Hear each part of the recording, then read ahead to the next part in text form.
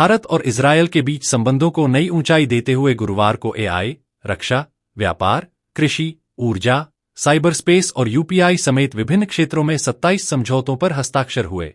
इसके साथ ही दोनों देशों ने मुक्त व्यापार समझौते यानी एफटीए को जल्द अंतिम रूप देने पर सहमति जताई। इजरायल दौरे के दूसरे दिन प्रधानमंत्री नरेंद्र मोदी ने इजरायल के प्रधानमंत्री बेंजामिन नेतन्याहू के साथ प्रतिनिधिमंडल स्तरीय बैठक के बाद संयुक्त प्रेस वार्ता को संबोधित किया।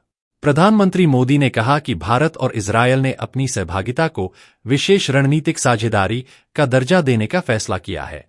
इसका अर्थ है कि दोनों देश सामान्य सहयोग से आगे बढ़कर दीर्घकालिक, गहरे और बहुआयामी रणनीतिक हितों पर आधारित साझेदारी स्थापित करेंगे। उन्होंने कहा कि समय की कसौटी पर खरी उतरी साझेदारी को अब नया आयाम दिया जाएगा।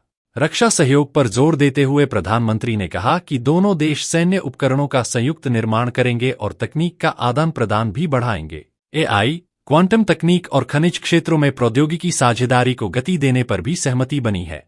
मोदी ने यह भी बताया कि इजरायल में यूपीआई के उपयोग के लिए समझौता हो गया है, जिससे डिजिटल भुगतान प्रणाली को वैश्विक विस्तार मिलेगा। एफटीए को लेकर प्रधानमंत्री ने कहा कि इसे जल्द अंतिम रूप दिया जाएगा। वाणिज्य मंत्रालय के अनुसार इस दिशा में वार्ता जारी है और अगली बैठक मई में प्रस्तावित है कि दोनों देश नियमित मंत्रिस्तरीय द्विपक्षीय बैठकों के लिए सहमत हुए हैं। उन्होंने कहा कि भारत और इजरायल नवाचार के प्रति प्रतिबद्ध हैं।